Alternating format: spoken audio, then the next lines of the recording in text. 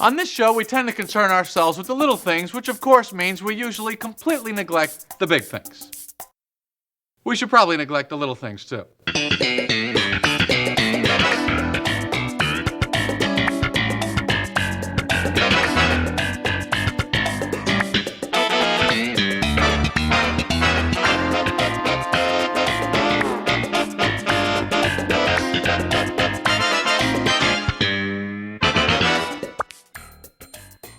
Hello and welcome to Seincast, a retrospective on all 180 episodes of Seinfeld, being hosted by two guys who can barely run their own lives. My name is Vinnie. My name's Matt. Manangaila. How you doing? Doing great. Yeah, we had to do a couple of takes. How do you pronounce it? Manangaila. Okay, I'm going with Manangalia. That's because you're an idiot. Okay. It's a new Kramer word this week, which I totally forgot about. It's a good one. Yeah, it joins the ranks of Mogambo. Gombo. How you doing? Excellent. How are you? Doing great. Figured we could start off this week recapping the big Emmy Awards this past Sunday. It was, to my surprise, like a Seinfeld night where I was like, oh yeah, Julia's nominated. That's great if she wins. Awesome. But Larry David was there. He presented. I saw the Instagram photo bomb. Yeah, Jerry was there with his wife. I saw his selfie. Yeah, and we got a great acceptance speech from none other than Dave Mandel, former Seinfeld writer, giving shout-outs to Larry and Jerry. We have some clips here we want to play before we get into this week's episode. First up was Julia's win for Veep, which is incredible because this has now, I think, set a record. She's won 5 consecutive Emmys for the same role in the same category. She has an Emmy for New Adventures of Old Christine. So she currently holds the most leading actress in a comedy series. Mm-hmm. She also has an Emmy for Seinfeld, supporting acting. So she now has 7 Emmys for it's just like nuts. We talked about this briefly last week, right? With her beating Candice Bergen, maybe, and Mary Tyler Moore. Mm-hmm. I can't help but think of that blooper that you posted earlier this week of, we won an Emmy, Yeah, but I didn't. Yeah. And now, look how far she's come since that moment. And it was great, too, because Jerry lost and she won last night. Figured we could play some audio clips here. First up, I have Julia's acceptance speech. I want to thank the Academy. I'd like to thank HBO, Casey Bloys, Mike Lombardo, and Richard Plepler, whose friendship has been demonstrated to me in extraordinary ways, particularly this week. I'd like to thank Dave Mandel for letting me trick him into running the show. Dave, you're a miracle worker, and I'm forever grateful. Really. I'd like to thank my pal Frank Rich, who helped me trick Dave Mandel. And then Frank Rich and Dave Mandel and I tricked Morgan Sackett to help produce the show. I'd like to thank our spectacular writers and directors, our ridiculous cast, and I'd especially like to apologize to the best crew in television. The hours that you work on our show are unforgivable. While I'm apologizing, I'd also like to take this opportunity to personally apologize for the current political climate.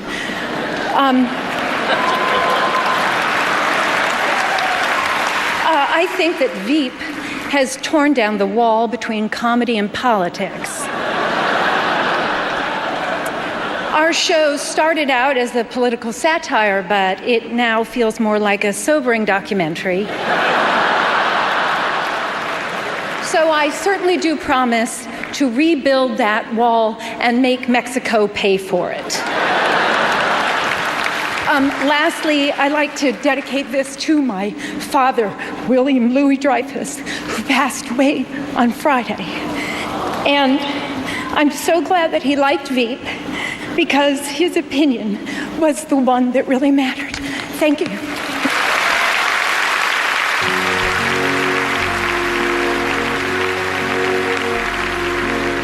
Watching that acceptance speech, seeing her hand trembling with the paper as she was talking about her father and how much he meant to her, as well as the cast and crew from the show, it was really touching. And I couldn't help but get teary-eyed watching this emotional acceptance speech. Yeah, it really, I think, took a lot of people by surprise because I think some people were thinking, no way Julia's going to win yet again. And when she won, I was kind of like, oh man, what kind of speech are we going to get here? Like, what could she possibly say that she hasn't said before? But you could see, you know, how emotional she was just a few days after her father passing. Oh yeah. And the whole room, you can hear it in the audio. Like the whole room was gasping.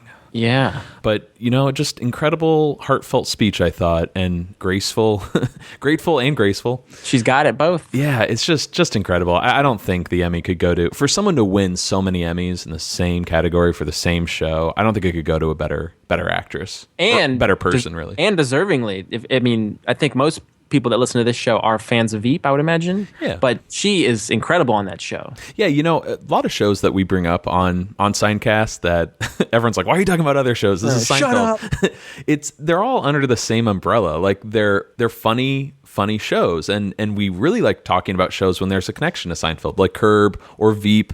Thank you. Silicon Valley. Not many connections with Arrested Development or It's Always Sunny, but still very funny shows. But yeah, huge congrats to Julia for winning another Emmy, setting another record. But as I mentioned earlier, you know, it didn't end with Julia winning Veep, because at some point during the evening, they moved on to the Best Comedy Series. And, you know, a lot of great comedies in this mix. You got Blackish, Modern Family, Silicon Valley, Unbreakable Kimmy Schmidt, and Veep, of course. And you're wondering, oh, who's going to be presenting this? And all of a sudden, Larry David walks out on stage. Cue the Curb Your Enthusiasm music. You know, it'd be much better if they played some real, like, hardcore rap or something. Oh, yeah. Play some Crazy Eyes Killer. Yeah. You mentioned this before we were recording. Larry has really established, like, his personality to the mainstream. Like, everyone knows what they're going to get when Larry David is giving a speech or presenting an award. Oh, yeah. There's definitely LD shtick now that he does, which is amped up when the camera's rolling.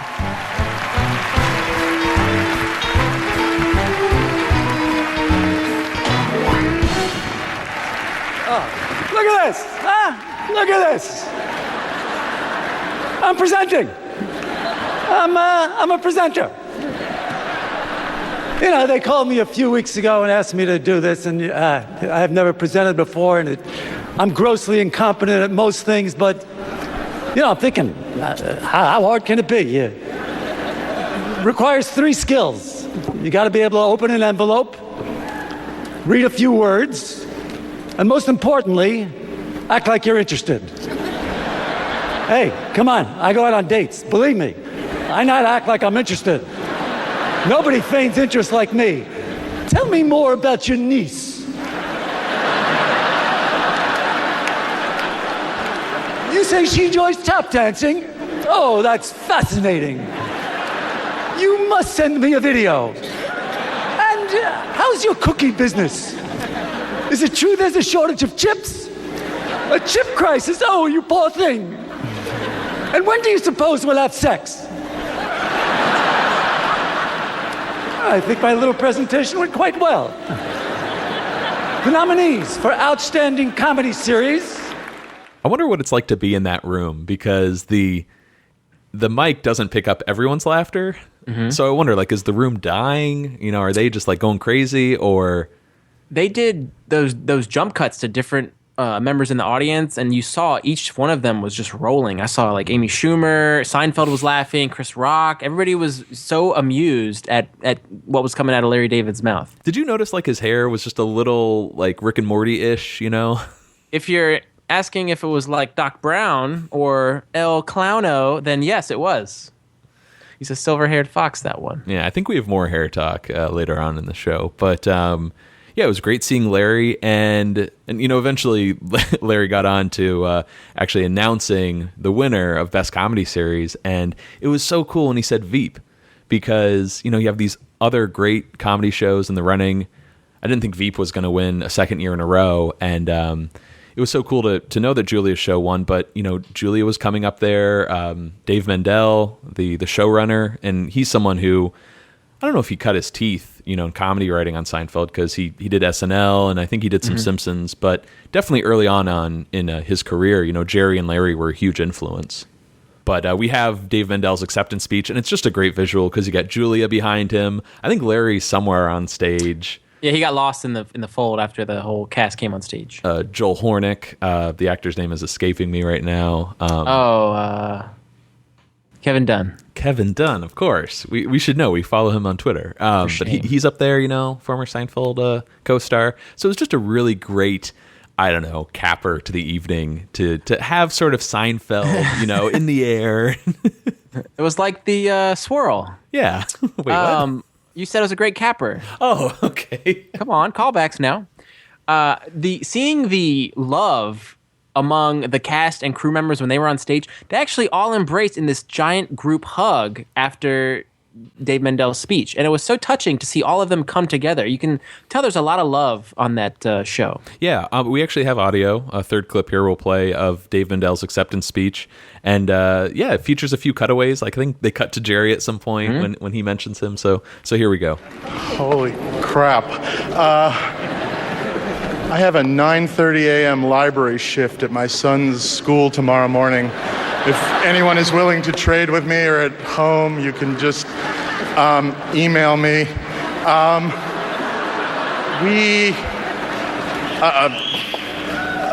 Thank the Academy. Amazing cast, writers, crew, just incredible. I want to thank my wife and I want to thank my kids. I was taught to write comedy by Jim Downey, Al Franken, Jerry Seinfeld, and Larry David, wherever the heck he is. You're the reason I know how to write sitcoms. Everyone at HBO, Richard Plepler, that's my parking ticket. Although actually, if they could bring car 150 around, that would actually get things moving. Sorry, I'm terrible. I want to thank Armando Iannucci for creating this show. I want to thank Casey Bloys for thinking of me, and then everyone at HBO, Amy Gravitt, Richard Plepler, Mike Lombardo, all of the various divisions of HBO, some of Cinemax, thank you. I want to thank my agent, Richard Weitz's Instagram, my beloved Ken Richman, and I get to work with this amazing cast, these amazing writers, but this show is so good, and I know it sounds like we work a lot of hours, but this should be an easy job because I get to work with Julia Louis-Dreyfus, who just makes it easy, and I love you, and thank you. Did I forget anybody? I love you all. This is for chubby Jews from the Upper West Side. Wherever you are. Thank you.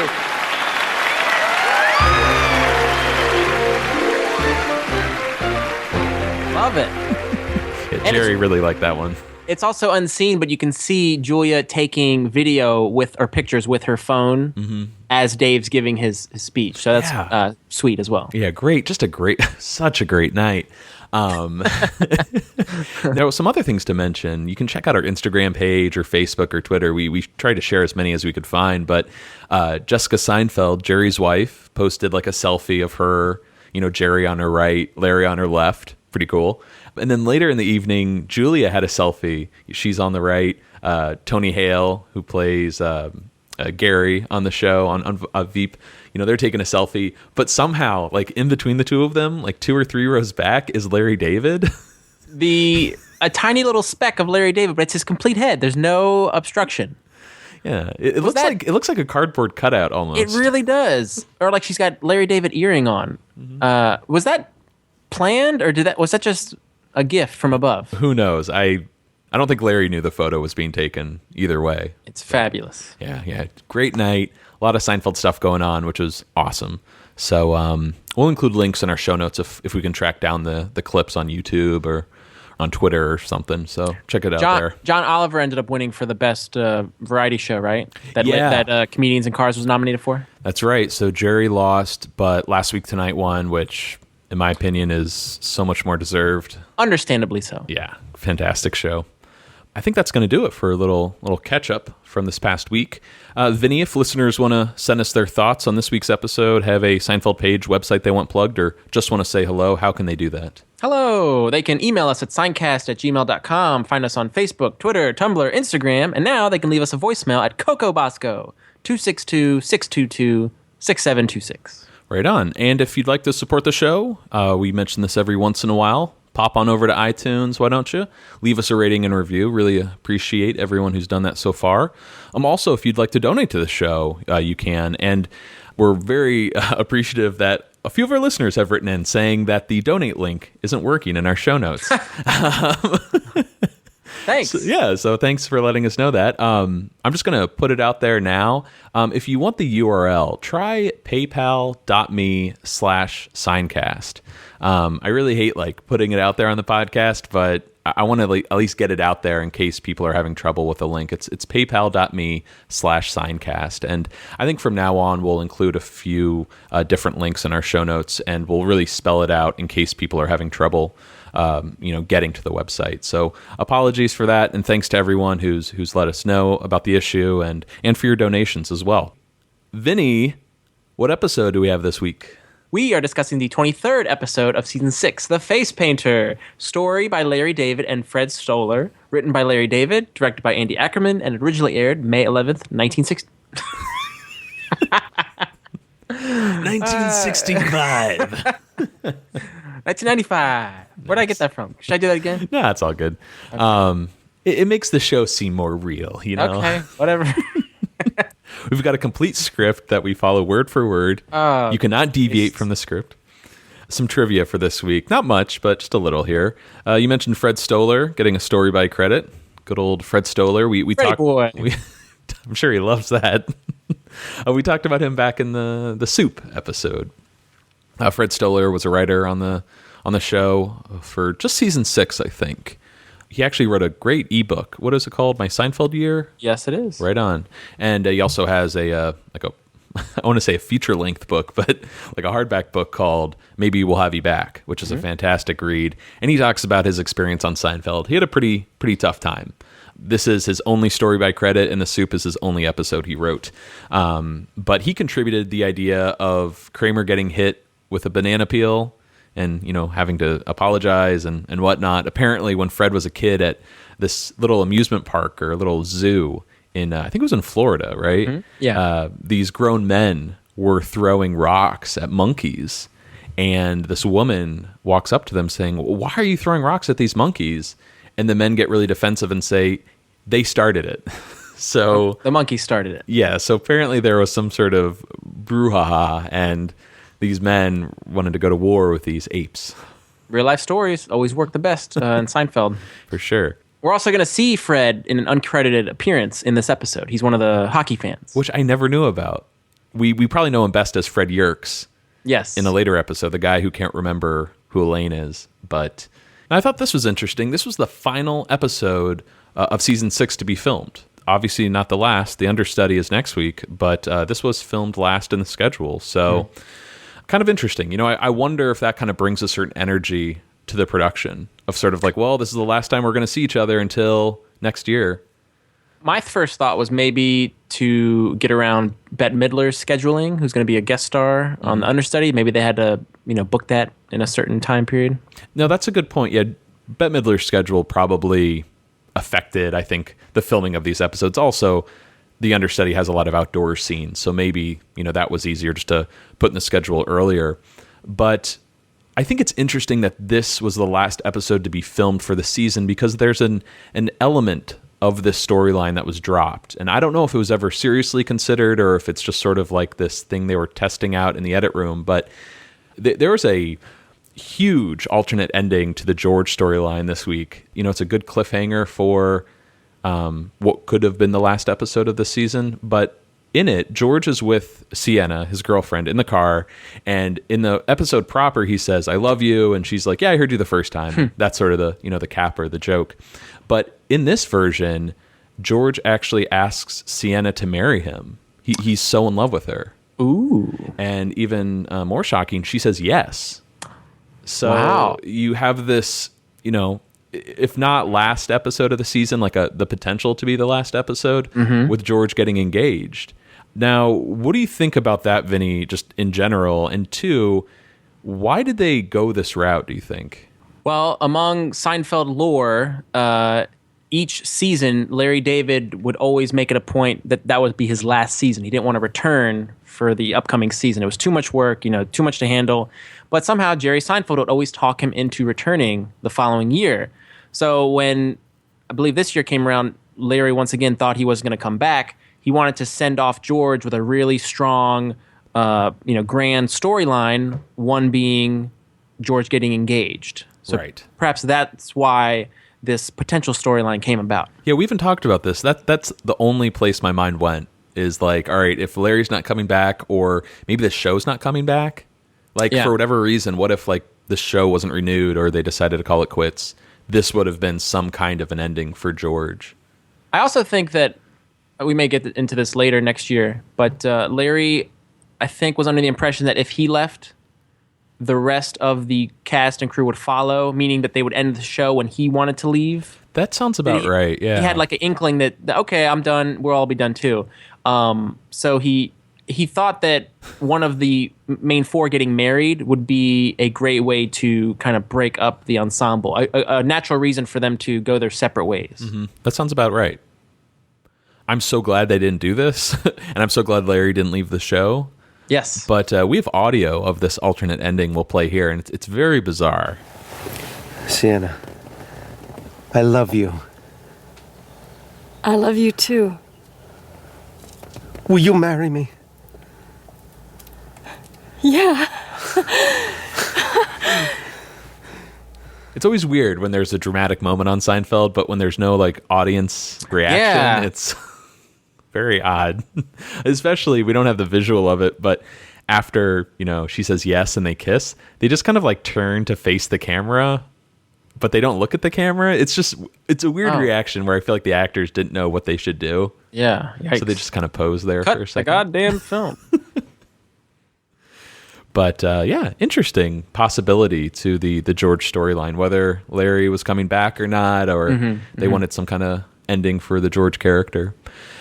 The biggest takeaway, Vinny, from this week's episode, I would argue, is the title itself, The Face Painter. One of the most iconic David Puddy episodes. And I would say one of the biggest influences on pop culture. Pop culture. I mean, that face painter, that design that Puddy comes up with is just so iconic. Oh, yeah. David Puddy, or Patrick Warburton himself, actually was featured on the goalie mask, right? For like a New Jersey Devils. Their AHL team, the goaltender Scott Wedgwood, had a new mask that was created by Dave Gunnarsson.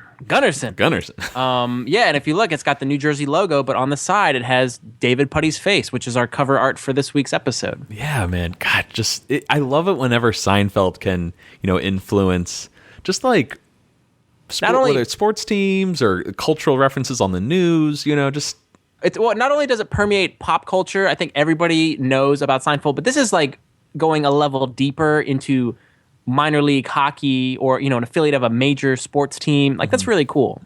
Well, apparently Patrick Warburton showed up sort of as David Puddy. I mean, he was himself at the home opener in the fall of '95. He showed up to this New Jersey Devils, Florida Panthers hockey game to drop the first puck, and he came dressed up like with the D on his chest, and he had the face paint on. It was just incredible. There's a great photo of him online, like, cheering on the crowd. Let's go Devils. Gotta love him. Oh, it's so good. This is an actor, I feel, that really enjoyed his time on Seinfeld and really had a fun time, I think, making appearances outside of the show. It wasn't something like beneath him or something he wouldn't really want to play along with.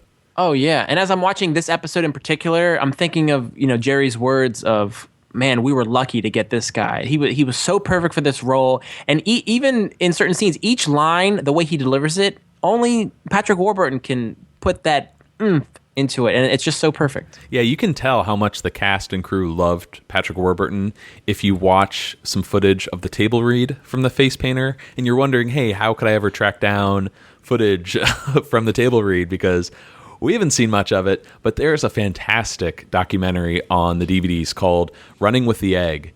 A weird title, right? You're like, what is this about? It is about how a Seinfeld episode is made, from the idea, coming up with the idea, to writing, to casting, to rehearsing, to filming, to editing. Jerry in the documentary says that the journey is like carrying an egg on a spoon over broken terrain. And it's about, 30 minutes or so. I found someone uploaded it on YouTube, so we'll include a link in our show notes. Just great behind-the-scenes footage. You see a little bit of the writer's room, Peter Melman on his computer. You see Larry and Jerry's office with golf clubs and the dry erase board. You hear some interviews with the cast about how they celebrated after filming an episode and all that. But there's maybe 10 seconds of Patrick Warburton sitting at the table with Michael next to him, Julia and Jerry in front of him or across from him, and you can just listen to this audio, and everyone's just dying with this delivery. I painted my face. You painted your face? Yeah. Why? Well, support the team. David, you can't walk around like that. Why not? Because it's insane. Oh, hey, you gotta let them know that you're out there. It's the playoffs. It's also really interesting visually. You can see the actors wearing their regular everyday clothes, which look nothing like the characters. And I recall Michael's wearing like a denim, like a jean jacket and jeans. Like, that's Cosmo Kramer, put on a vintage shirt. But anyway. Only in LA. But yeah, it's just a great documentary. Link in our show notes. Everyone should check it out. 30 minutes, come on. Vinny, should we move on to this week's episode? Yes, indeedy. Monkeys are really the end of the line in the pet world. I think when you're at the monkey level of pet ownership, have a kid. I mean, come on. You're so close. If you need a pet that can roller skate and smoke cigars, it's time to think about a family. Monkeys, of course, were the first astronauts in the 60s, which I'm sure made perfect sense in the monkey brain. I feel that is the next logical step for me. Because I've been working with the Italian guy in the crank organ, and I think I'm ready to handle the maximum re-entry G-forces. I really like that first part of the stand-up where he's just saying, enough already. If you're going for the monkey, just have a kid already. You're at that level. Was there like a news story about a woman who had a pet monkey and it mauled her, ripped her face off? Yeah, and she had to have reconstructive surgery to have her face put back on. Kind of ties in with a face painter, sort of. Sort of. But yeah, having a wild animal for a pet, I don't get that. Ross did it. Oh yeah, he had the monkey from Ace Ventura. Oh, and also Outbreak. Yes, the Outbreak monkey. Yeah, so if you're not going to get mauled by a monkey, you're going to get some sort of disease. But I do like that image, though, too, of, I've been working with the Italian guy in the crank organ. I think I'm ready to handle the maximum re-entry G-forces. It's cute. Yeah. Great stuff. Well, first scene of the episode, we're in George's car, familiar setting. George is on a date with this girl, Siena, and he's going on about toilet paper. We've seen George do this before, right? Where he thinks he's just doing a great job. He's going off on, what's another topic George would cover? Manure. Ma and the newer. How toilet paper, though, hasn't changed in their lifetime. It's just, paper on cardboard roll, and everything else has changed. Toilet paper will always stay the same. Now, forget Billy Mumphrey. This is an example of unbridled enthusiasm. He speaks with such excitement about this thing. Oh, absolutely. And here's a twist. Siena, she's not talking about, his watch and how her boyfriend has one just like it. She's very interested, She's having her mind blown. Oh, my God, toilet paper hasn't changed. And George picks up on this excitement, and they just embrace passionately. It's like the best lead up to a good kiss. I don't think he's found a woman more attractive than this moment, because she's bought in hook, line, and sinker to what he's preaching. Now, toilet paper has been brought up in the George world before, right? He's obsessed over it in another episode. Yeah, I believe in the pitch. He wants to know what they did for toilet paper in the Civil War. And then Jerry tends to go off on him. He's like, how about a toilet paper museum? Would you like that? Right. And I'm sure we talked about this scene in that episode, but I thought he had this same conversation with someone before about how toilet paper hasn't changed. But I think this is the first mention of it, right? I think you're right. Mm-hmm. It's hard to keep track between deleted scenes and then alternate lines.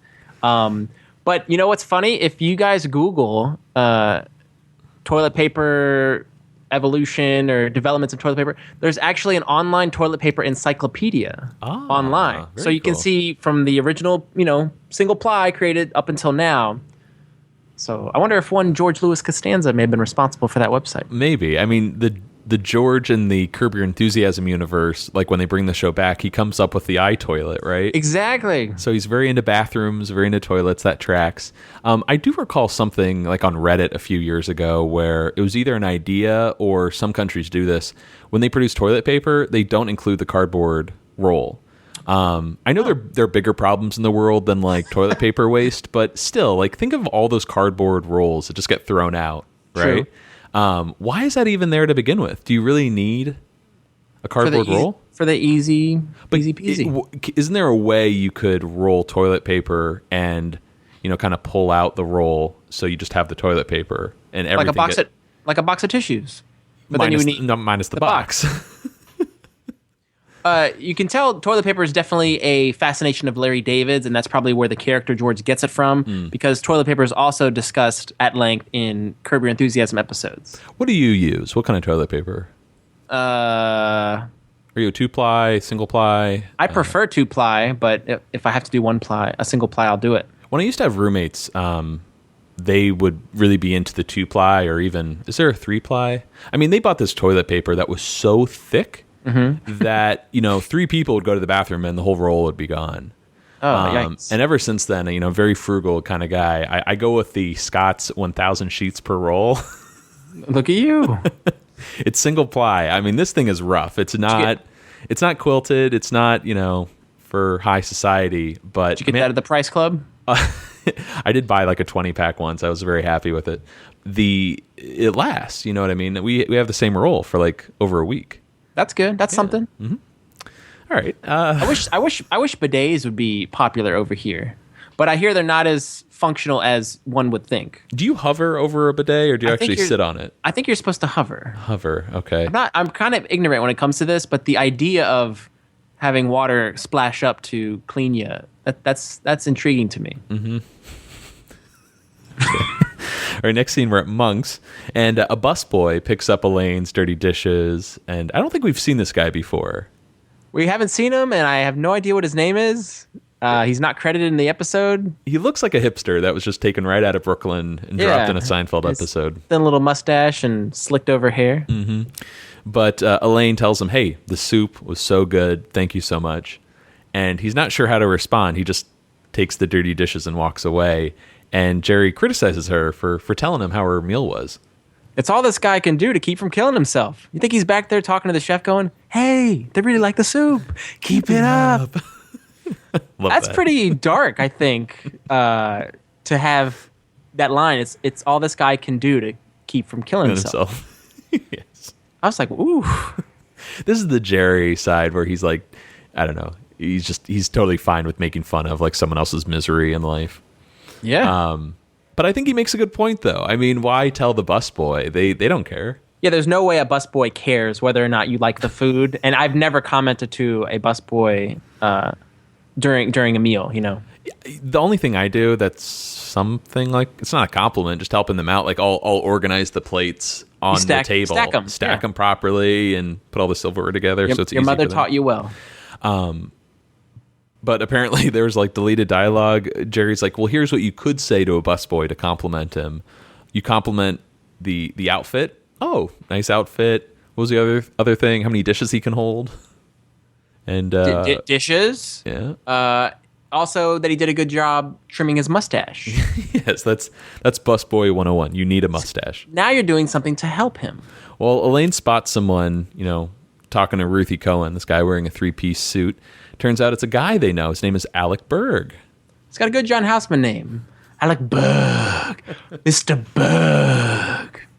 This is something I quoted all the time as a kid, and I had no idea like what the joke was. Mm-hmm. Especially that name, John Houseman. And I'm like, who is this guy? And I'm sure a lot of our listeners know of him. He was an actor in the 20th century.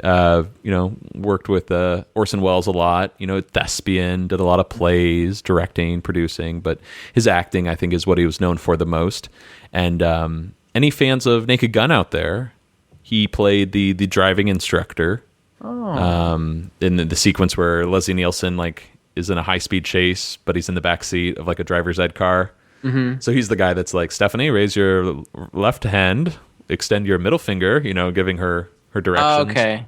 When they say a good John Houseman name, do you know what constitutes a good John Houseman name? I just thought it was his delivery. Okay. And that was like who Jerry was imitating when he goes, Alec Berg, Mr. Berg. Yeah, like how John Houseman would deliver a line. Okay. I'm sorry I have to get this in there. My favorite role of his, though, is this. It's kind of a cameo of sorts. It's a small role in the beginning of The Fog, the 80s horror film. Velvet or regular?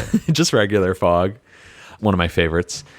He gives the monologue at the beginning of that movie about the ship that went down and all the people that died and how they're still like trying to get revenge. But yeah, great scene in The Fog. So we'll include a link in our show notes if anyone wants to see John Houseman doing a slapstick comedy and an 80s horror film. But the name Vinnie, Alec Berg, where does that come from?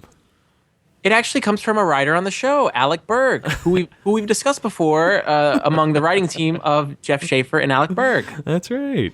You sound so surprised. Yeah. He also is credited, I think, with co-creating Silicon Valley. Nice. Which lost to Veep. But do you think this is something Larry might have done around the office? Like Alec Berg or Jerry would do? I would love to believe that. And I think that's what happened. Probably Jerry, because he seems really keen on this joke. And he's so good at that delivery. Mm-hmm. But Elaine finds Alec to be really pretentious, which I didn't really get. I don't pick up on that either. He seems quite charming, and as we'll see, he's merely going to offer his tickets to Elaine and Jerry. Yeah. I mean, he does seem to be very well off. Like, he's some exec or... He's a hot shot. Yeah, some hot shot at a company somewhere in the city. And he might be a little cocky at times, but he's at least, like, giving something to Jerry. He's not talking about what hot shit he is. Yeah, the only thing I saw that may have indicated pretentious was, are those your seats? Yeah, right there, behind front row, behind the glass. That kind of thing. Mm-hmm. But other than that, I thought he was quite charming, a bit verbose at times. Well, we get a little storyline here that we'll talk about later. Something about Gary Fogel's funeral. Is Jerry going to Gary Fogel's funeral? Which we'll talk about later. But I feel like that was such a huge... If you recognize the name, you're like, oh my God, Gary Fogel's funeral. Yeah. What happened? But we'll talk about that in a later scene. What episode did we learn that he died? This episode. Like last time we saw him was in the Scofflaw. No, but doesn't he say, how did he die? And he was... That's later in the episode. Oh, that is here? Mm-hmm. Okay, yeah. Never mind. Boy. Well, Alec offers Jerry his tickets to the Rangers playoff game against the New Jersey Devils. He can't make it. And really good seats, as you mentioned, Vinny, right behind the glass. And in fact, Alec might not be able to make the game on Friday, so he'll let Jerry know if he can use those tickets as well. All right. Thanks again. Thank you very much. Really? Thank you. Like that. So they're thankful. Very thankful. Mark DiCarlo plays Alec Berg. And I got to admit, actually, before I had access to the DVDs, I thought Mark DiCarlo, was actually Alec Berg, who was a writer on the show. Nice. Did you feel that way? Or were you smarter? No, well, I never put two and two together. I didn't know Alec Berg was a writer on the show until I saw his interview. Okay. And I'm like, oh, Alec Berg, why do I know that name? But yeah, there you go. So there he is. Mm-hmm. But Mark DiCarlo played in Jimmy Neutron. He played Hugh Neutron. He was also in The Ant Bully, Buffy the Vampire Slayer. You'll also know him from Curb Your Enthusiasm. He was in the Shaq episode. He played Albert Mayo. Oh, help me out here. He's Shaq's agent. That's right. I feel like I've seen this guy in a similar role. Mm-hmm. You know, but some bigwig. But notice the name. He's a big shot. But notice the name, Mayo. Mayo. So again, one of those Larry David friend names. This is Albert Mayo, probably Joe Mayo's younger brother. Mm-hmm. And then he also hosted a dating show called Studs. Do you remember this? No, not at all. I believe it was on looks Fox. like a stud. It was a really cool dating show that I remember growing up really enjoying. It was on Fox, and I think it was like 2 guys and 3 girls or something like that. But it was a really cool... They had these little heart placards or, brooches that they would have on their lapels, but then they would... I honestly don't remember. I just remember loving this show. So Can you trim all this? I'll see if I can find a clip on YouTube. Was he the host, though? He was the host, yeah. Ah, cool. Well, next scene, we are at Jerry's apartment, and we get a little chit-chat here before George enters. Did you pick up on this topic? Jerry complains about the nitwits who get on planes with nothing to read. I picked up on it. They're the kind of people that want to talk to you. They're doing a little foreshadowing for the butter shave for when Putty and Elaine return from their trip to Europe. Totally. I'm like, this is like totally a Larry David episode because there are these little asides, these little tiny jokes that really have no connection to the plot. It's just, to open a scene or close a scene. Mm-hmm. But yeah, I immediately thought of David Putty just staring straight ahead. Also, Jeff Garland does this in Curb when they're going to New York for the producers. He also stares ahead with nothing to read. And Larry doesn't like that? Larry calls him out on it. Now, was there another guy on a flight that didn't have anything to read or at least was wanting to talk to Jerry and Jerry didn't want to talk to them? Gavin Pallone? Yeah, there you go. Monkey boy. Well, either way, I will never understand people. They're the worst. And this is when George enters holding this nice bouquet of flowers. Something's up. There's something in the air. Well, what is with you? Well, I think this is it. What's it? I saw Siena again. Siena? Hey, he's dating a crayon. We discussed toilet paper. Toilet paper? Yeah. I told her how toilet paper hasn't changed in my lifetime and probably wouldn't change for the next 50,000 years, and she was fascinated. What are you talking about? Yeah. Toilet paper's changed. Yeah. It's softer. Softer. More sheets per roll. Sheets. Comes in a wide variety of colors. Colors? Okay, fine. It's changed. It's not really the point. Anyway, thinking of making a big move. What? I might tell her that I love her. Oh, my. I came this close last night, and then I just chickened out. Well, that's a big move, Georgie boy. Are you confident in the I love you return? 50-50. Because if you don't get that return, that's a pretty big matzo ball hanging out there. Well, I just gotta say it once. Everybody else gets to say it. Why can't I say it? What, you never said it? Once to a dog. He licked himself and left the room. Well, so it wasn't a total loss. First things first, I say this a lot, when George says, fascinated, and his feet fly up into the air. I really like the storyline for George. The fact that he wants to tell a girl that he loves her. It's really sweet that George actually feels this way for somebody. He doesn't loathe her. He doesn't talk behind her back to Jerry. It's purely he's in love with this girl who finds the same fascination with toilet paper as he does. Yeah, I'll put Siena in the camp with like Susan in season 4, and the girl, her name's escaping me, from the Conversion. These are. There have been a few girls in George's life that he has truly loved. I don't think he's just, blowing smoke. Like, he really feels something for these women. Right. But this is the first girl where we really see it returned. Like, we see what George puts out, and she takes the hook. Reciprocation. Mm-hmm. But I got to say, we got a little continuity goof here. George says this was, he's never said I love you before. But if we go back to the ex-girlfriend episode, he actually did say I love you, even though it was begrudgingly, to Marlene. That's right. He's like, she squeezed it out of me, right? Exactly. Mm-hmm. He makes a point in that episode, something like, eventually you have to come back with, well, I love you. You can only hold out for so long. That's right. He's flesh and blood. Yeah, good point. Now, the whole topic of I love yous kind of got brought up in The Wife, too. Do you remember that? I do. With Courtney Cox. And this just came to me. Meryl Seinfeld, how she tells Jerry, you're really falling behind on your I love yous. And he's like, no, 59. 15-8. So Jerry is someone who's totally comfortable saying I love you with someone. Sort of, but that was more of a game, and it was pretend marriage. It wasn't the real deal. But this is before he made her his wife. Oh, I guess you're right. It was early on in the relationship. You're absolutely right. Yeah, he said he loved you to her. Wow. Which kind of contradicts some deleted dialogue in this scene. So Jerry was to tell George, hey, I've said I love you to someone before. And George would say, did you mean it? And Jerry goes, eh. So maybe he was referring to that Meryl storyline. I could see that. Mm-hmm. But that makes me think of you and me, how we won't always say I love you, rarely maybe say I love you. Instead, we'll say 15-9. That's the way you say it to a Seinfeld fan. Yes. I'm not gay. Well, neither am I. There it is. Okay. Anyways, Kramer enters and Jerry tells him about the Rangers Devils playoff tickets, and Kramer's response once again, Manangaila. Okay. George can't go. In fact, he'd rather be with Siena, which is a pretty big deal. Elaine suggests, why not take my boyfriend, David Putty, who we last saw in the Fusilli Jerry?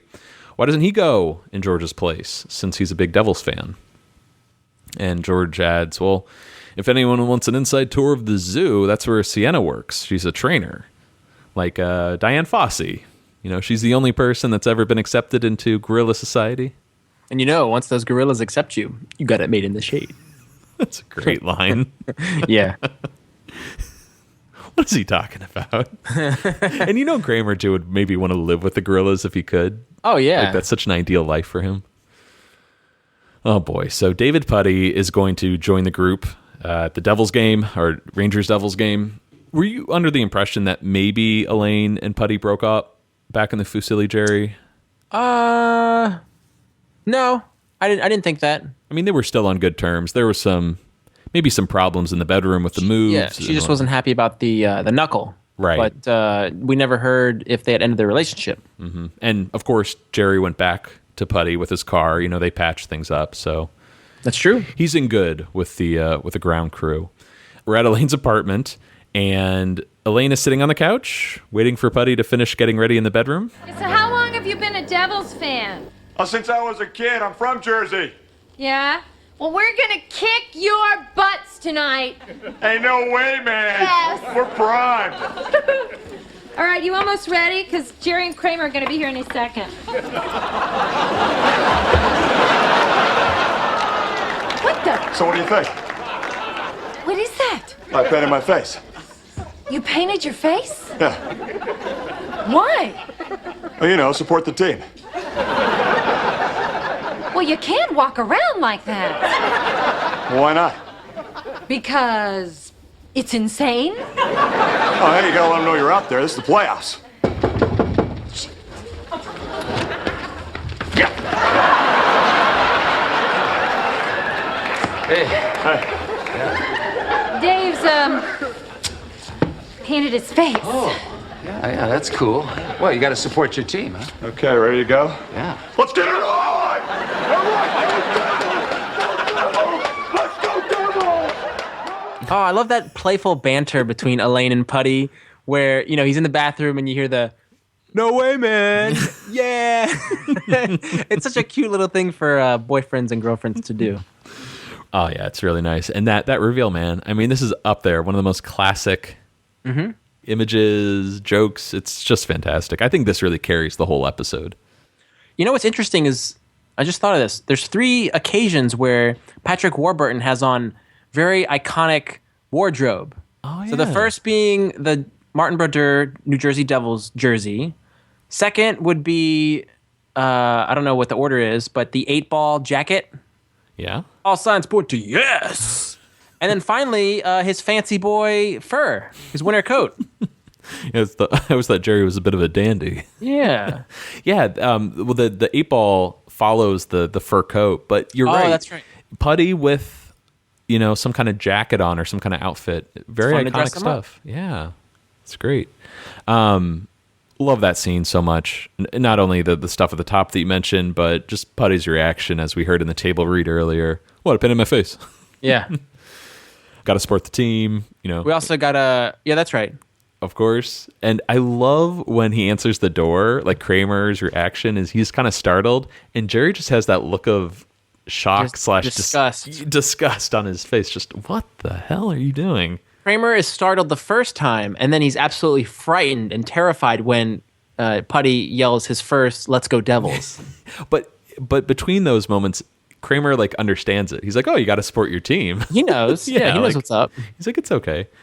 I want to give a shout out to one of our trivia players who come to some Seinfeld trivia nights. The first night he came with his friends, he painted his face, which took a lot of guts to walk around New York with a New Jersey Devils. Mm-hmm. That's true. You're right. I mean, that takes I would be very embarrassed to do that. But yeah, he totally rocked it, did an incredible job. Some behind the scenes trivia here with the Devils, and this is sort of one of those. Well, technically, this doesn't add up, but the Devils didn't move to New Jersey until 1982 from Colorado. So Putty says, "Yeah, I'm from Jersey. I was a fan when I was a kid." What is Putty? 36, 35. That means he would have been 22 when the Devils moved to New Jersey. So technically, okay, okay. I don't want to subscribe to that malarkey. Oh boy. Well, let's get over to Madison Square Garden, and we get some stock footage of the hockey game, and two of the players collide into the glass, and Putty's right there in those primo seats, screaming at them with his hands on the glass. "You stink, Messier! We're gonna get you, Messier!" And all these fans are like yelling at Putty, like, "Sit down!" And he throws it back at them. "I'm just trying to support the team." And Elaine's pretty embarrassed. She's like, "Sit down, will you?" And I totally forgot about this line. Putty throws it to her too. He's like, "Oh, you just want me to sit down because you're a Rangers fan and you know how much I'm messing with their heads." Oh man, he's such a competitor, this guy. I love it. And here's the scene where you can see writer Fred Stoller. He's in the background wearing a white Jersey Devils jersey. And then you can also see Kenny Kramer, the inspiration for Cosmo Kramer. He's wearing a New York Rangers jersey sitting directly behind David Putty. I never recognized Kenny Kramer in this scene because I think his hair's pulled back in the ponytail. And he doesn't have on his backwards cap and trademark mustache. Yeah. Oh, yeah, he doesn't have a mustache, does he? Yeah, he's all clean. Looks like a seal. We'll take some screen grabs and definitely post those on Twitter and Facebook. But let's cut over to George's car here. George and Siena are listening to the game on the radio, and he seems very happy to tell her. Like, he's been holding this in his pocket, right? Uh-huh, yeah. I was supposed to go to that game. But this time, I went on my date. But yeah, he didn't want to break their date, and for one reason, really, and it's because I love you. Hey, I'm hungry. Let's get something to eat. Have you ever been in this situation? Like, have you ever said I love you to someone and not, have that the response you're looking for? No. Have you said I love you before? Yeah. First, you've kicked it off though. I mean, yes. I can remember twice somebody saying it to me, and then a couple times I don't remember. Mm-hmm. But I said it first with Kelly. Oh, very nice. And I did it recently where I had a show, and after the show, this was 1 or 2 in the morning, and we're both like, we're hungry. Let's get something to eat. So I was like, oh, what's open? We went to a 24-hour diner. And it was this little tiny hole in the wall, really cramped. And we had been kind of flirting with the idea of saying I love you, because she's like, how do you feel about me? She would, I think, try to see if I would say it. And I could tell. You'd be asleep, and she'd just be like, how do you feel about me? I could tell she was like, we were ready to say it, but she was trying to see if I would be the first. Mm-hmm. And we had been having this dance for a couple weeks now. And then finally, as we're getting out of the car to go into the diner, I just said, hey, I love you. And she was really smitten at that. But because I thought of, am I supposed to wait for a really good time to do it, or just out with it? And I felt like telling her at that moment, so I did. I mean, there's really 2 ways to do it. You can wait for that very quiet, intimate moment, where you're just looking each other in the eyes and you say, I love you. Or you can do it kind of casually like that. And I really like that approach where you're just sort of, you don't see it coming. It's like when Jim proposes to Pam at the gas station. Yeah. It can't be perfect. You just got to do it. But you've never had a bad situation like Georgie boy here. In college, I did say I love you to this girl that I was just like crazy about, And looking back on it now, it's very obvious she did not feel the same way, but she was nice enough to say, I love you too. Which was sweet of her. But there was a significant pause in between those two I love yous, where it hurts, man. Like, it hurts when you're not confident in the I love you return and you really don't get it. So I can, George didn't get it here, but you can still feel for the guy here. Yeah. You're really putting yourself out there. Let's take this opportunity to introduce Siena, who's played by actress Katie Silverstone. She was in 16 episodes of The Drew Carey Show. She was on The Politics of Fur, Roots in Water, and she was on one episode of Peter Melman's show, It's Like You Know. Oh, very cool. I'm surprised she didn't have like a bigger career after Seinfeld because she's, very likable in this scene. Yeah. I mean, she almost was George's fiancée. That's true. Well, let's cut over to the sidewalk. The gang is walking back to their apartments, and man, Putty is really charged. He's still going at it, getting in Kramer's face about the Devils win. We took it to you. You couldn't get it out of your zone all night. We were aggressive. We didn't let you penetrate. Yeah, all right, that's enough out of you. There's still 3 more games left in this series, my friend, and it's far from being over. Very far from being over. What? Hey, what are you doing? Watch where you're driving, man. Don't mess with the devil, buddy. We're number 1. We beat anybody. We're the Devils. The Devils. Diablo. Dios mío. Good stuff. Dios mio. There's Father Hernandez, played by Perino Mascarino. And he was in General Hospital, Another World, and Tears of the Sun. Yeah, he does a pretty stellar job just having Patrick Warburton shout at him like that. The horror. We're the Devils. Another classic shot. I think this will be the cover art this week. Oh, yeah. Good stuff there. I kind of feel bad for this priest, though, because maybe he's just so sheltered or he's never been to the U.S. before. Right. It's just he really will believe that this is the devil confronting him. Well, it's really fun how, like, the parallels, how he's going to see the devil and then also be confronted by the Virgin Mary, which is a great little, spoilers, a great little capper for the episode. Yeah, this is a nice little joke we'll return to later.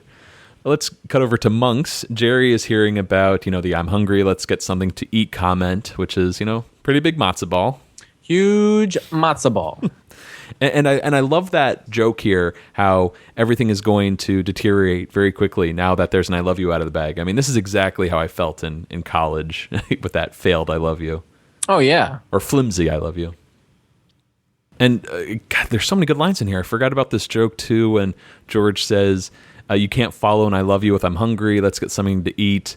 That's what Jerry's like, you can't get away with that unless you're married. Yeah, what a subtle little dig at married couples. It's so accurate, too. Oh, yeah. It gets a really big laugh, too. I like that a lot. Which is interesting because Jerry wasn't a married guy at the time. He was dating a pretty young woman. Exactly. During the production. So I wonder if Jerry kind of had a chip on his shoulder, with the married life. Oh, yeah, probably. I'm sure he feels differently nowadays. But then George says, you want to be with somebody that doesn't like you. And Jerry says, ideally. Yeah, it's perfect George / Larry logic here. Yeah, but it's a very negative outlook, unfortunately.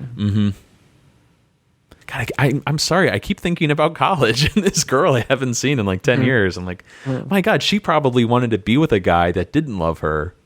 So as soon as you make that connection, she's out. She's checked out. I'm done. God almighty. I wonder what my therapist is doing right now.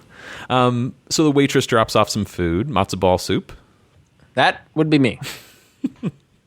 And that's Peggy Lane, JLD stand-in. And if you notice, she's got that high wall of hair going. I never recognize her. I need to get a good look at this actress because take a gander. She probably does a lot of cameos throughout the series. Yeah. Let's cut over to Jerry's apartment. Kramer stops by to ask Jerry something. Hey, Jerry, you're a smart guy, right?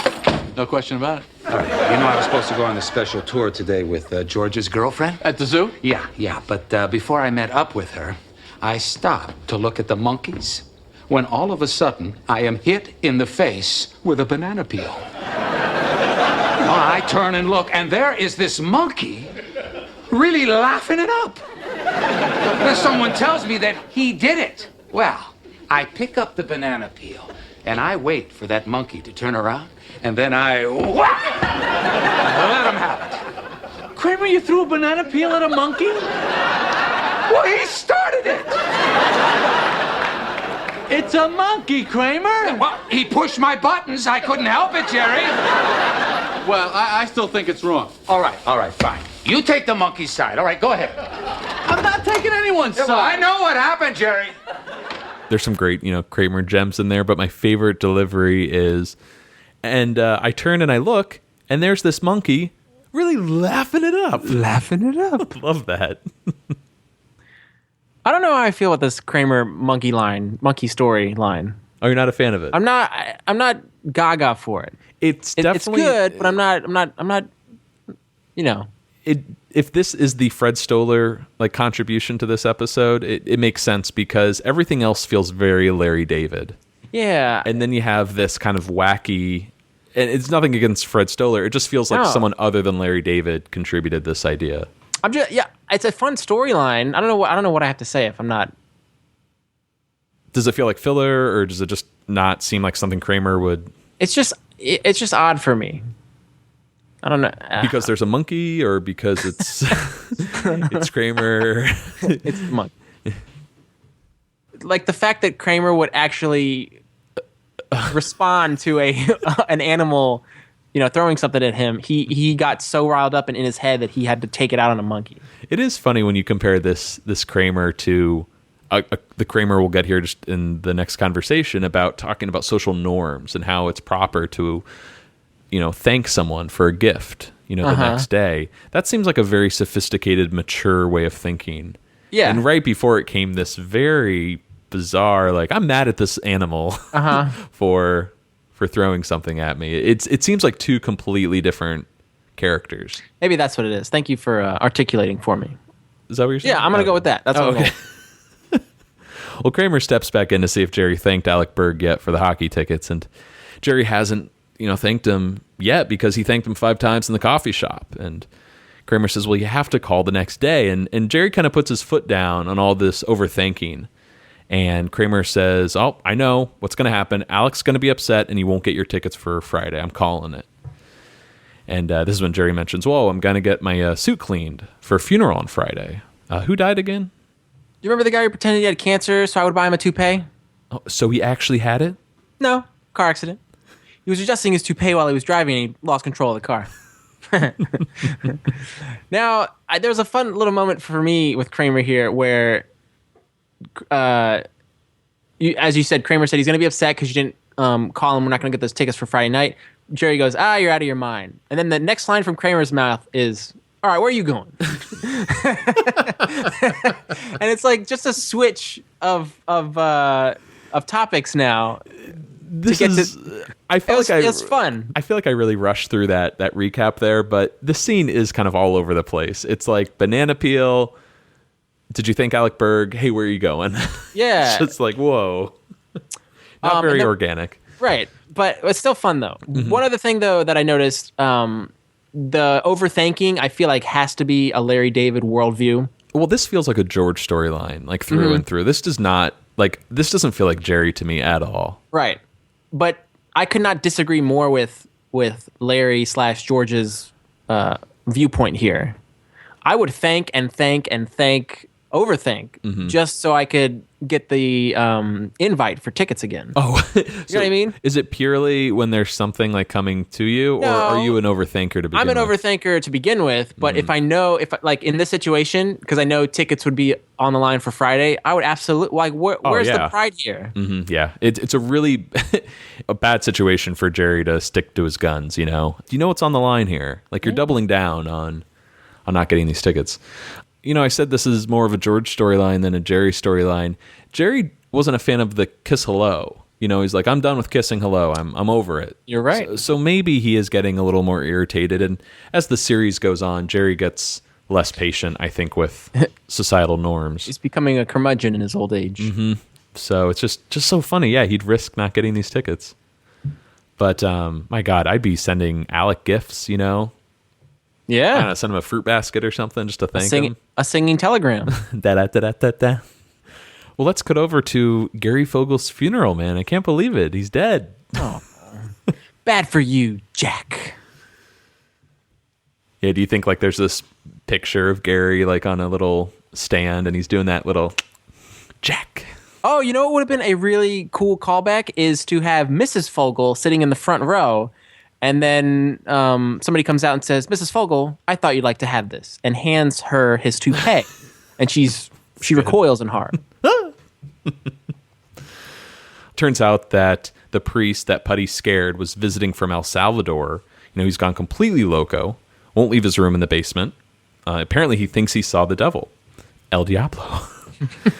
And, you know, Jerry and Elaine are sitting there and, you know, very somber, sad room. You've got that, you know, creepy organ music playing in the background. Everyone's dressed in black. And Elaine's just sitting there. She can't wrap her head around, you know, what compels a seemingly normal human being to do something like paint your face. Got to support the team. With the squint. Yes. Now, several people at the funeral are crying off screen. And Elaine just kind of looks at her outfit up and down.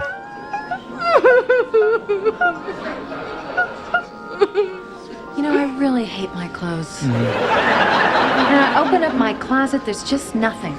Nothing. I hate everything I have. I really hate it.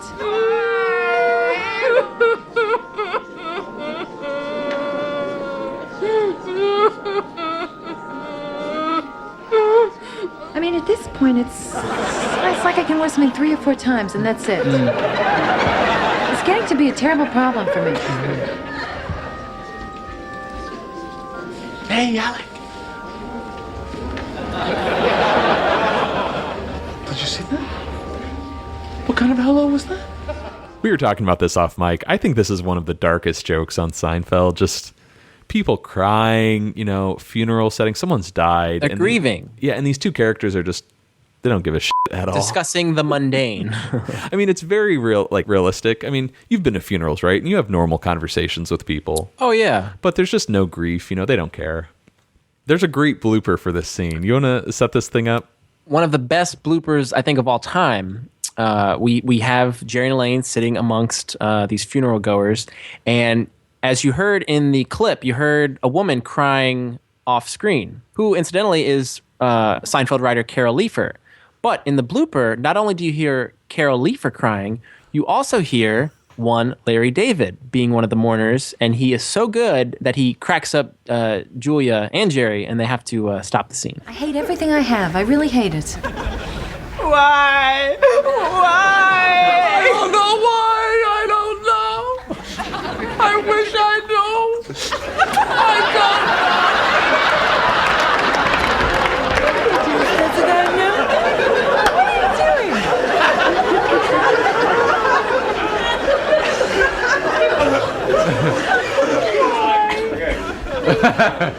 I don't know why. I wish I knew.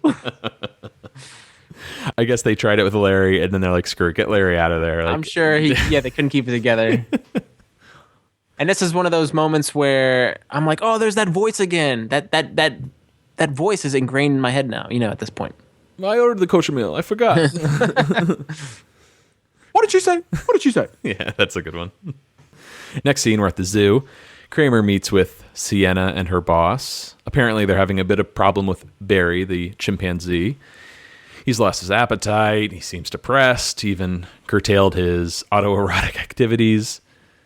And they think this has something to do with the altercation he had with Kramer. So, of course, they want Kramer to apologize. And Kramer throws it back at them. Hey, I'm innocent too. Don't my feelings count? So Kramer refuses to apologize to the monkey. Or the ape, right? Isn't a chimp an ape? I believe it's a chimp, yeah. But that's an ape, right? It's not a monkey. Anyways. Yes. Okay. Sorry. Let's get back to this recap. It's the whole fish mammal thing all over again. Siena leaves to feed the marmoset. I don't know why I like that little specific thing. That really cracked me up. Yeah. I got to go feed the marmoset. And as she's walking through the doorway, Kramer turns to say that George really likes her, but she just kind of walks off. And her boss tells Kramer that she can't hear very well out of her left ear. How convenient. Yes. You were saying earlier you're not a fan of the Kramer monkey stuff. And yeah. And I love the scene that's going to follow follow up with this with Barry. But this scene here, yeah, it doesn't feel right. I don't know if it's sloppy or... I think they're making it fit for the I love you stuff. Like, the whole point is that she can't hear him say I love you, but, you know, what's the reason? Oh, she doesn't hear too out of her left ear. But like everything about the blocking is really good with her being in the car, her left ear is facing him, and then when she leaves the room. So, I think that's kind of clever, but it just seems too convenient that she doesn't hear out of her left ear so well. Oh, so that's another storyline you have an issue with. Sure, let's add it to the list. Okay, interesting. Yeah, you know, that doesn't bother me so much. It seems a little, I mean, we'll find out in the end, it doesn't matter whether she can or can't, but yeah. Just Kramer as a character is sort of the wild card. He is the outsider. So I guess it makes sense that his is the only storyline that's really wacky. True. Over the top this week. Yeah. It's believable for Kramer, but I'm just kind of, I'm not sold on it. Yeah. Well, do you want to do the zookeeper there? Yeah. Let's talk about Mr. Pless, the zookeeper. He's played by Ray Burke. And wouldn't you know it, he's in both Naked Gun and Naked Gun 33 1/3. That's right. Is he, don't tell me, Pap Schmear? Yes. Wow, that's great. I did not recognize him, but as soon as you said that, yep. Cool. Okay. Sorry. No, two Naked Gun mentions this week. Next scene, we are at Jerry's apartment. Jerry explains his dilemma, and George makes a good point, thinks that Alec was probably just giving a funeral hello. You know, he's not going to be loud and enthusiastic. You look fabulous! Which is a good point. Every once in a while, he might be wrong, but George has a good argument. He is smart, despite, you know, his inadequacies. Mm-hmm. Well, Kramer enters and tells George that he tried to put in a good word for him, but Siena didn't hear him because of the, left ear. And see, when you say that, I'm rolling my eyes and shaking my head. And this comes as news to George. It's almost like the I love you never happened. It's almost like Superman reversed the rotation of the Earth to save Lois Lane. But is he going to say I love you again? That's the question, Jimmy. Yes. Again, role reversal here. I feel like Jerry's more the Superman guy. Yeah. But, interesting. The fact that, we kind of just burn through these scenes, I don't know, kind of says something about your... lukewarm feelings. Yeah. Mm-hmm. There's not many gems in these, like... Yeah, I still, like, all the scenes that I really enjoyed were, like, the putty stuff, and, like, we'll talk about it, but, I wasn't too into the whole Kramer monkey side of it. All right, well, we get an act break, and next scene we're at Jerry's apartment. This is sort of a continuation of that scene earlier.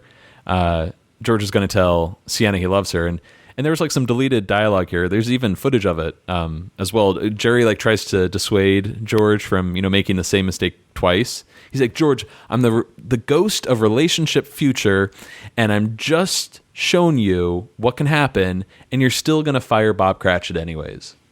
And George responds, not only am I canning Cratchit, but I'm gonna take that crybaby Tiny Tim down a few pegs.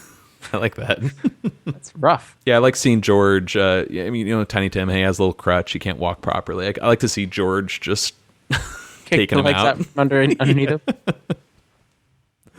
Anyways, Kramer stops by. Boy, what's going on? He's going to talk into her other ear. All right, well, listen, I almost forgot to ask you, what happened at the funeral? Now, did you talk to Alec Burke?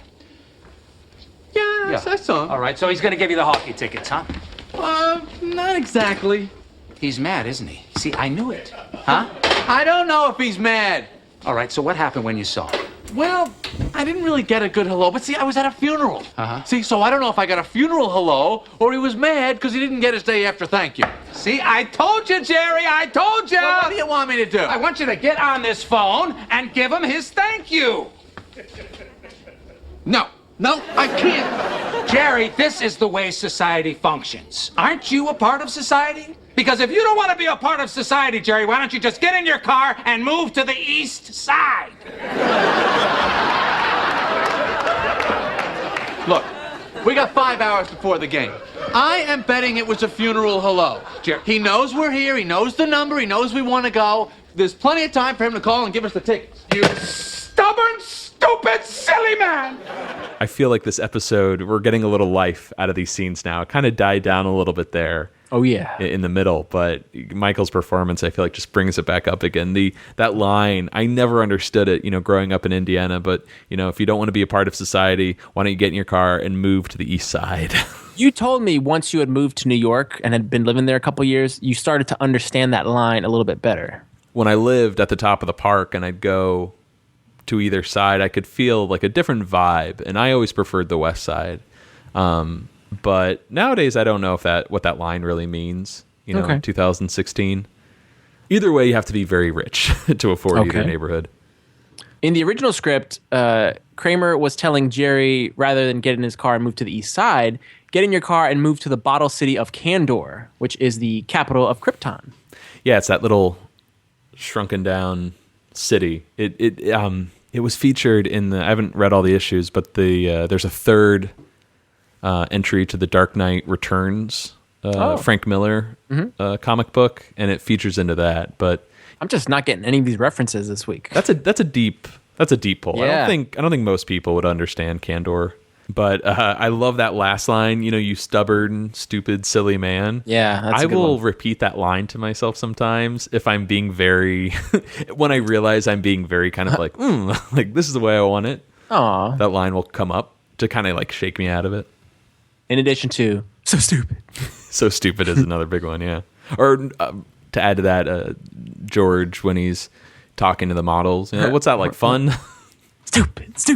Yep. Yeah. Next scene, we are at Elaine's apartment, and Elaine is giving Putty the stink eye as he's eating some chips, and I don't know if it's guac. It's some kind of dip. Hey, great dip. You make this? No, it's from the store. Oh. Hey, how come people don't have dip for dinner? Why is it only a snack? Why can't it be a meal, I don't understand stuff like that.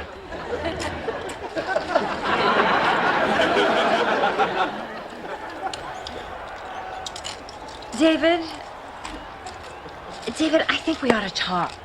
All right, that's cool.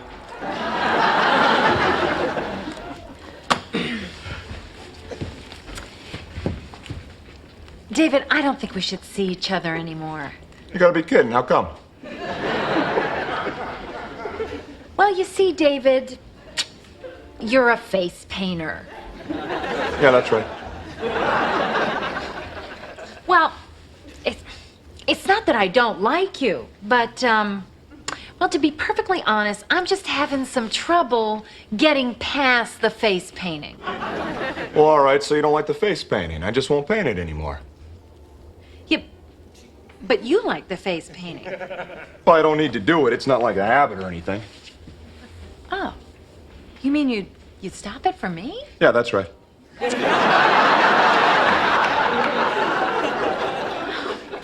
That's so sweet. Come here. All right, I gotta go home and get changed before the game. I'll be back. We'll make out. I think this may be what steals the show right here, this scene. Oh, over the face painter scene. Every single line. Well, this is where you get like the essence of David Putty. There's 3 lines in here that just jump off the page when I read them, and I can. Oh, it's like ingrained the way Patrick Warburton would say them. But let's go through it all from the top. Well, I like David. I think we ought to talk. All right, that's cool. That's the first one, and then the next line from Elaine is, "I don't think we should see each other anymore." And he goes, "You gotta be kidding! How come?" He's kind of like, well, he's not even upset. He's more just like perplexed, like, oh, really? What's up? And then finally, the line I think we all know is, "I'll be back. We'll make out." Yes. And he says that like he kisses her. I think he's got dip in his mouth still. He kisses her, and then he's walking, away from her, not even looking at her, and he just says, "We'll make out." And she's kind of taken aback by that too. But this I think is vintage David Putty. Yeah, great reaction from Julia at the end there. She's like, "Wait, what did I agree to here?" Yeah, exactly. Good catch on all those great David Putty lines. We also get another, yeah, that's right. Oh yeah, that line was. Oh wait a minute. Actually, I don't think we had a "that's right" in the earlier face painter scene. Okay, I think this might have been the first one. Please forgive me. Nice. I hope we can do that every episode. Oh, it's coming. Please forgive me. All right, next scene, we're in George's car, and George and Siena are kissing. He turns her head, and this is exactly that scene that we played at... Oh, you like that? He uses both hands to gently shift her face. This is the scene that we played earlier during that alternate ending of George asking her to marry him. But he turns her head, makes sure she's looking at him, and he says to her face, "I love you." Yeah, I know. I heard you the first time. Just confirming. So. Man, that's really gotta hurt. I mean, it hurt the first time. Give the guy some hope. He should have learned. Remember when I said George is smart? I take that back. I don't know. You think this was a dumb move? It's very possible she didn't hear. Yeah, and he's in love. So, he's going with his heart. All right. So what does this mean, do you think, for George and Siena? Because apparently she likes him. Maybe she doesn't love him. Right. But this seems like something you can work out in a relationship. You know what I mean? Like someone's feelings about love or maybe connecting with someone. I just maybe feel not like for George, though. Yeah, exactly. It just seems like George is throwing away a great girl. Yeah, that's true. Yeah, but I think his pride may be too strong here for him to want to continue. Mm-hmm. He's got to leave with his tail between his legs. Next scene. Well, say what you will, Vinny, about the Kramer storyline. Next scene, I think, is fantastic, right? Yeah, this is a good one. Okay. Yeah, you got me there. Kramer's at the zoo, and he's talking to Barry, the chimpanzee, who's in his cage behind some bars. Anyway, I just want to say that I'm sorry. I lost my temper, and I probably shouldn't have. I took it out on you, and look, if I've caused you any problems as a result of my behavior, well then, I'm sorry. I apologize. Even though you know, Barry, between me and you, we both know that you started it. I mean, who's kidding who? But they tell me that you're very upset, and God forbid I should disturb the very important monkey. I'm just hoping we can put this behind us. Let's just move on with our lives, okay? So no hard feelings?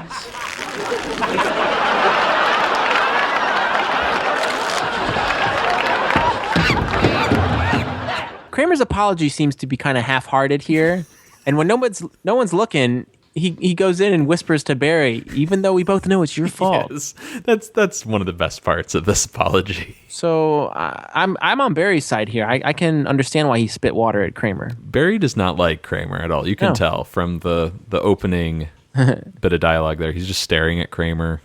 So dogs hate Elaine and monkeys hate Kramer. Mm-hmm. I wonder what this was like for Michael Richards to film this scene, because you have those bars, protecting you. And this was obviously a trained chimpanzee, but still, I would feel very intimidated to be right in front of a wild animal that could reach through and grab you. I would feel the exact same way. I think it would have been more fitting if Michael had on, or Kramer had on, the banana shirt. Oh yes, oh man, what a missed opportunity. Or he could give Barry his banana shirt, put it on him, and they could be friends together. I got this from Rudy's. All right, well, next scene, we're at Elaine's apartment, and Putty and Elaine are making out a little bit here, and she opens his shirt, and she finds this big letter D just painted on his chest. And he explains, "I'm going to the game later with these 5 other guys. We're going to take off our shirts and spell out devils. Remember, Elaine said no more face painting. As you can see, this is not his face." Yeah, that's right. Yes. That line, yeah, that's right, from Elaine was actually ad-libbed by Julia. But I feel like it gets glossed over because there's a big laugh going on. So you got to listen for it, quick. I'm sure everyone on set was saying, yeah, that's right. Mm-hmm. I mean, if Patrick Warburton was as big of a hit as people made him out to be, I think people were quoting him for a while. Yeah. It's like A Bear. It's fun to say. It's a fun name. Next scene, we are at Jerry's apartment, and we kind of glossed over this earlier. The phone would ring, and Jerry would just be waiting for it. He'd pick it up. "Oh, hi, Mom." And he just, rushes the conversation, hangs up again. Yes, I have call waiting, but I don't want to trust an emergency. Yeah. Click. Now, this time, though, he's still waiting by the phone when Kramer slides in. Well, did he call? No. Oh, come on, Jerry. Come on. This is stupid. It's 6 o'clock. It's all over. Just pick up the phone and thank him. All right.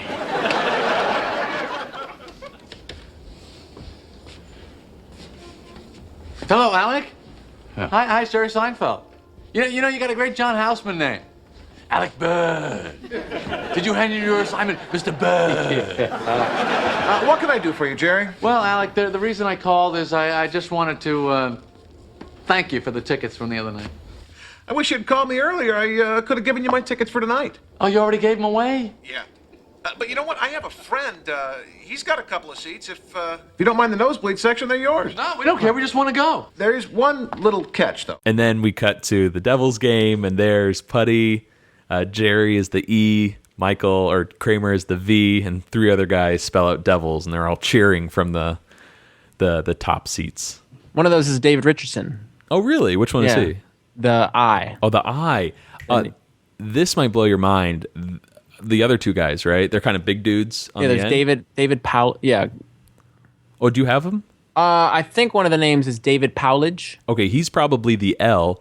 The S, this is crazy. That is Donald Gibb, who played Ogre in Revenge of the Nerds. Are you serious? He was also in Bloodsport. Yeah, that's an uncredited cameo. Because I know that actor well. Sure. I'm sure a lot of people do if they saw a picture of him. But yeah, Donald Gibb is the S, and he's the one that's like, S, and he like, hits his chest. Oh, man. What a great little end there. Mm-hmm. Yeah, I love that. Now, anything from the previous scene in Jerry's apartment you want to talk about? Yeah, one of those great moments. I think Jerry's going to do it later in the series when he's given in. Kramer says, "Just pick up the phone and thank him," and Jerry says, "All right." It's a good one. And I like how he's kind of going like full comedian on Alec Berg because he knows he has to make up for the fact he didn't thank him. Yeah, he launches right into material. You know, you got a great John Houseman name, Alec Berg. And Alec's not amused at all. But Kramer's like, yeah, that's good. He's one of his biggest fans. Yeah, Alec doesn't seem too upset. You know, it's like, what does he care? He doesn't get the tickets. Right. But I wonder who Alec's friend is. You know, I have a friend. He's got a couple of seats. If you don't mind the nosebleed section. So is Alec Berg friends with Putty or David Richardson? Right. Or that's a really good point. Ogre. Maybe Alec Berg takes his car into the same shop as to Putty's shop. Oh, that's a good point. It's possible. But yeah, nice little ending to this episode. I really like that. Our last scene, though, is in a church basement. The priest from earlier, Father Hernandez, is laying in bed, and he's, unable to get out since seeing El Diablo. And El Diablo. Every time you say that, I can't help but chuckle. Another priest pops by and tells him that a woman has arrived to give him some important information. Interesting writing there. Yeah. And outside, the rain has stopped, and the sun is coming through the window when Elaine enters the room in this white rain jacket with the hood pulled up. Mm. And yeah, this visual, Vinny. She's standing over the priest's bed, and the sun kind of creates this heavenly look about her. Glow, if you will. Yeah, and the priest starts freaking out, thinks he's seeing the Madonna, and it's hard to make out what he says. Did you catch this in Spanish? No. Okay, so La Madonna. That's all I heard. So the English translation is the Madonna, the Mother of Christ, and then he says, "I am ready." Oh. So he assumes he's dying. Wow. In this moment. Cool. I am ready. Joe Lala plays the priest, the one who's standing. Mm-hmm. And he was in Monsters, Inc. He did voice work there, as well as Havana. Oh. It's a Seinfeld-related movie. Got to pay like $20 to see Havana. Yeah. But again, I know this is just a tag, but the fact that he points out, oh, look, outside, it's raining. It seems like lazy writing, even though it's for a tag. I don't know why I'm being so nitpicky this week. Mm-hmm. But it is a fun, I like that visual of Elaine with her rain jacket. Well, Vinny, should we move over to ratings and reviews? Surely. So, what do you think? So, Maddie, do you love this episode, or would you rather get something to eat?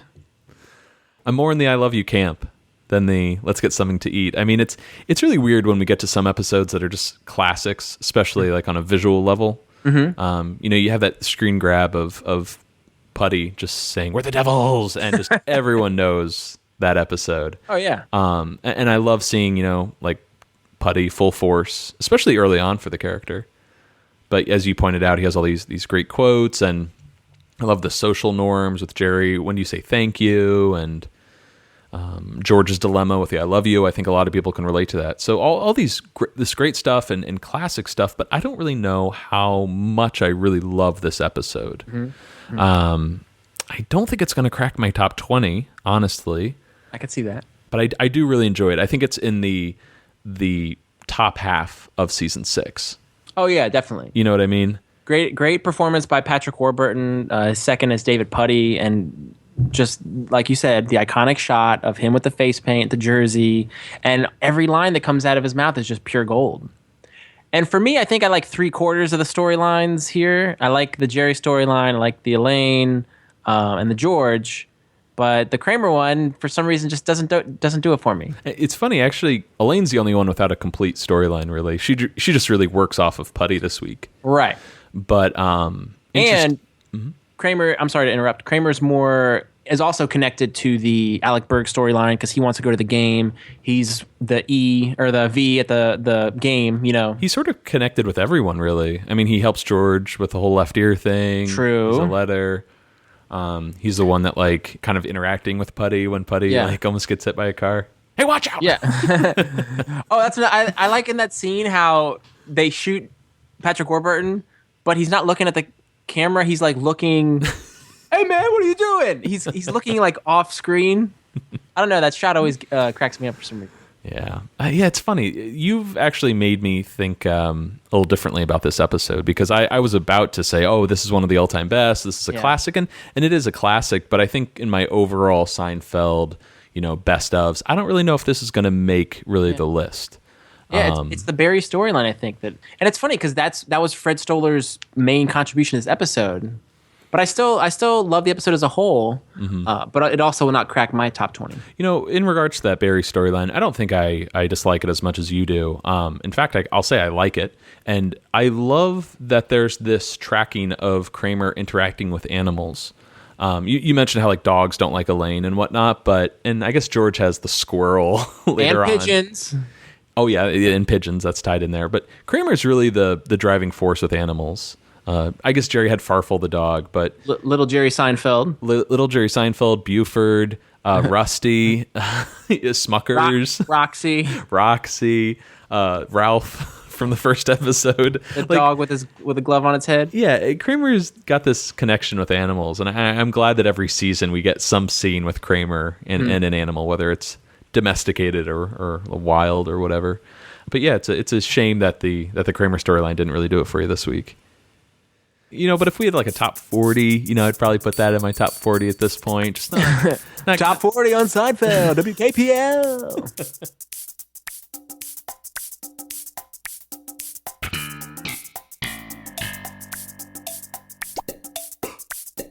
Alrighty, that's going to do it for us here on Seincast this week. Please feel free to send us an email at seincast@gmail.com. Find us on Facebook, Twitter, Tumblr, Instagram, or you can call us at Coco Bosco and leave us a message. Vinny, what episode do we have next week? We are discussing the 24th and final episode of Season 6, The Understudy. Matt, you going to bring me a black and white cookie? Yeah, I'll bring you one. Good, because if I don't get a black and white cookie, I'm not going to be very pleasant to be around. Now that's impossible. But for now, I'm Vinny. I'm Matt. Signing off.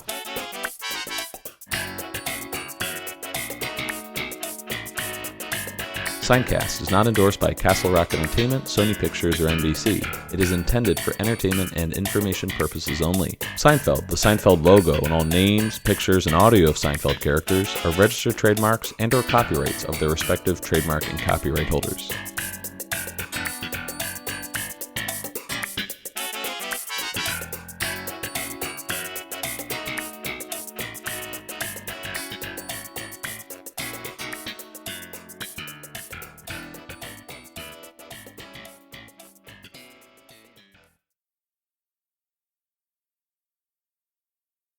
I will never understand people. They're the worst.